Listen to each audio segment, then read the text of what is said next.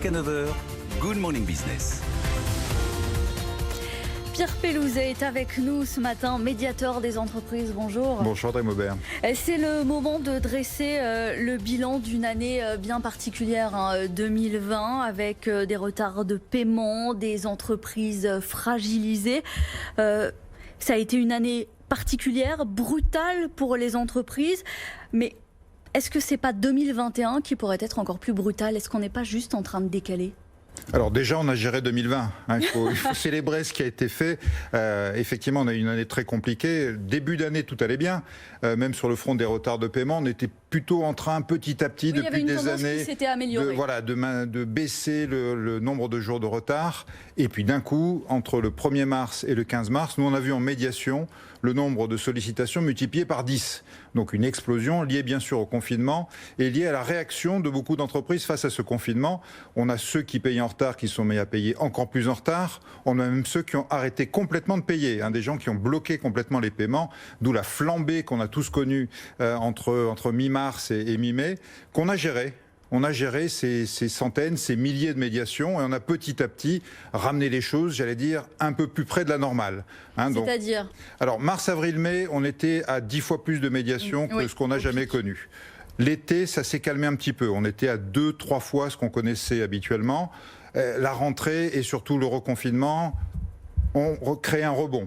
Alors pas aussi fort. Mais de quel ordre? Voilà, pas aussi fort. Là, on a le recul sur ce deuxième confinement et finalement sur l'impact de ces stop and go. Oui, tout à fait. Le deuxième rebond, pour l'appeler comme ça, n'a pas été aussi fort que le premier. Le premier, c'était vraiment un choc. On a connu des chiffres inconnus jusque-là. Là, on est à 4-5 fois le nombre de médiations qu'on avait avant, donc ça reste très élevé. La situation de nos entreprises est très tendue. Malgré tout, les gens continuent à payer. Ils payent avec retard, mais ils continuent à payer.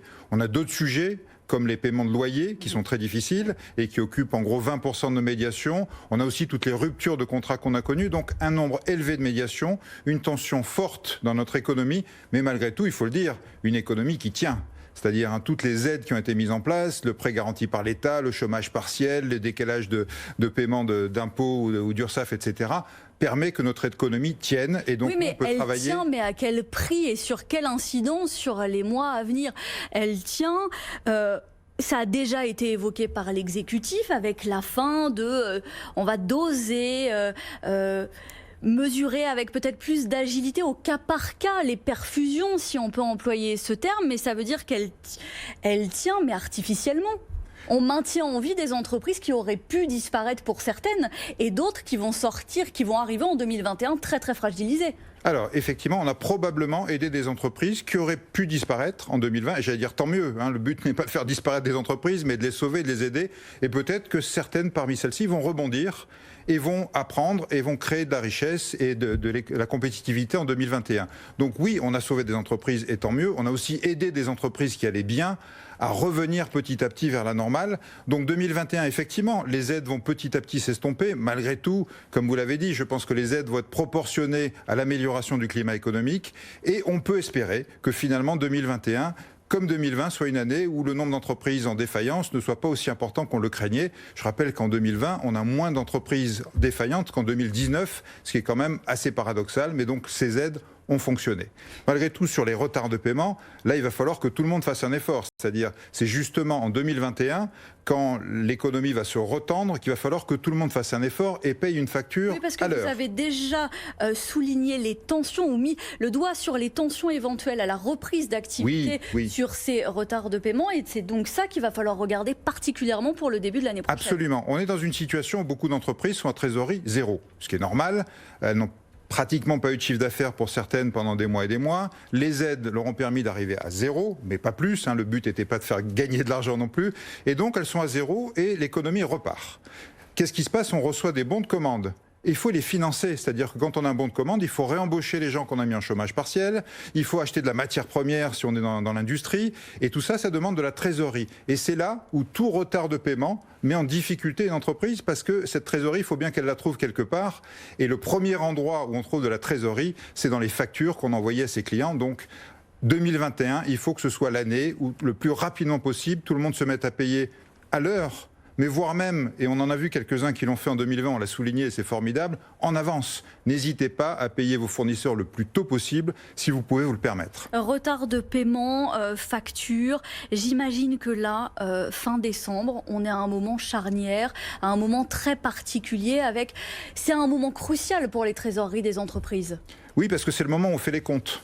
Et là, aujourd'hui, beaucoup d'entreprises sont en train de se dire où est-ce que j'en suis vraiment. Cette année a été particulière, difficile, compliquée. Les experts comptables sont en train de réunir tous les éléments et on fait les comptes. Donc oui, un message à passer. Alors je sais que c'est le 24 décembre, hein, c'est un peu difficile le jour du réveillon de Noël de passer ce message, mais faites attention. Si vous prenez quelques jours de vacances, faites attention à vous assurer que quelqu'un va débloquer les factures, va payer les factures. Toutes ces factures de fin d'année sont effectivement cruciales pour les entreprises parce que ça permet un bouclage des comptes à l'équilibre. Donc oui, il y a un message spécial Noël. S'il vous plaît, pensez à vos fournisseurs, aux PME, aux TPE, aux artisans. Payez les factures tout de suite. Avant de partir, peut-être, on a une dernière journée pour ceux qui prennent des vacances la semaine prochaine. Appuyez sur le bouton. C'est parfois très simple. Il suffit d'appuyer sur le bouton et de débloquer une facture qui peut être bloquée pour donner la trésorerie nécessaire aux entreprises à boucler correctement leur fin d'année 2020. Mais c'est là aussi où on peut regarder différemment et diversement les entreprises, parce que ça ne s'adresse pas de la même manière, on ne voit pas les mêmes évolutions en matière notamment de retard de paiement, de facture des fournisseurs et de rebond, qu'il s'agisse de PME, de TPE, d'artisans, que de grandes entreprises, et notamment en matière de réaction. Les grands groupes se sont améliorés en termes de retard de paiement avec... poussé parfois par le name and shame, mais pour les PME et les TPE, c'est plus compliqué. Alors on a eu un effet cascade, c'est-à-dire que nous, ce qu'on a constaté au premier confinement, on a mis en place un comité de crise avec l'ensemble des acteurs économiques, la FEP pour les grands groupes, le MEDEF, la CPME, l'UDP pour les artisans, les chambres de commerce, chambres de métiers, la DGCRF, voilà, tout ce monde-là autour de la table avec le médiateur du crédit et moi-même. Et on a fait remonter tous les cas critiques, c'est-à-dire sur les grandes entreprises ou les entreprises structurantes, les grosses ETI. Et on a eu quand même une quarantaine de cas qui sont remontés, c'est-à-dire une quarantaine d'entreprises impactantes qui avaient des gros problèmes de décalage de paiement. Donc on les a appelés une par une et on a redressé les choses une par une. Ce qui veut dire que ces grandes entreprises, et depuis la rentrée on a beaucoup moins de signalements, se sont remises à payer, j'allais dire comme avant, ce qui est pas suffisant, on est encore à 10-11 jours de retard en moyenne, mais au moins... Il y a eu un effet rattrapage. Il y a eu un effet rattrapage. Malgré tout, il y a eu une cascade. C'est-à-dire que quand vous payez mal une ETI, celle-ci va payer mal une PME, qui va mal payer l'artisan ou la très petite entreprise. Donc c'est tout ça qu'on est en train de vivre aussi depuis la rentrée, depuis cet été. C'est cet effet cascade qui fait qu'on a vu aussi que les PME, les TPE, qui traditionnellement payaient mieux que les grands groupes, se sont mises aussi par nécessité, par difficulté à payer un peu en retard. Donc c'est tout le système qu'il faut rapidement qu'on remette en ordre de marche, que tout le monde paye bien, du grand au moyen, du moyen au petit, du petit au très petit, et voire même payer en avance, comme je le disais. Ce ruissellement qu'il va falloir accompagner sur l'année à venir. Oui, c'est un ruissellement et puis il y a des outils pour ça.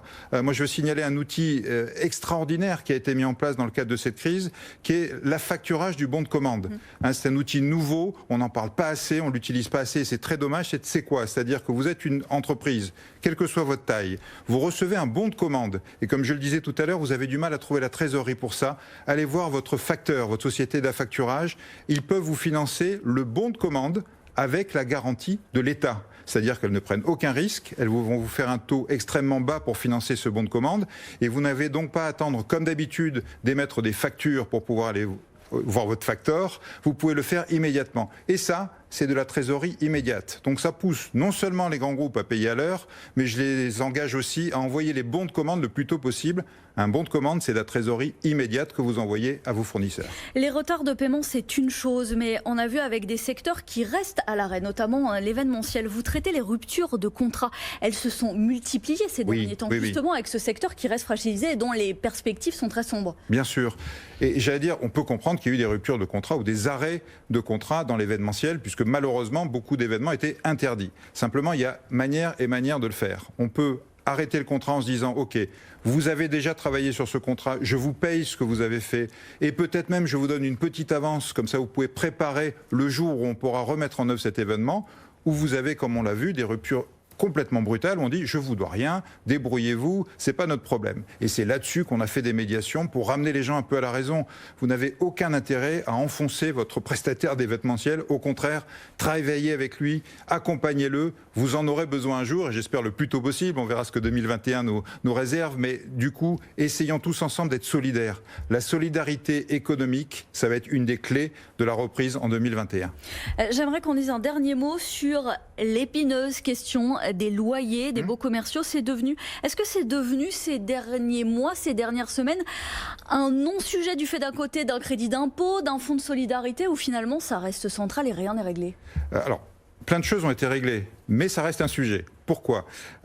Ça reste la plus grosse dépense pour beaucoup de commerçants. Une fois qu'on a mis les gens au chômage partiel, une fois qu'on a bénéficié des décalages de charges diverses et variées, le gros sujet de dépense, c'est les loyers. Donc c'est un sujet central pour tous ces commerçants et pour beaucoup d'entreprises qui louent leurs locaux commerciaux.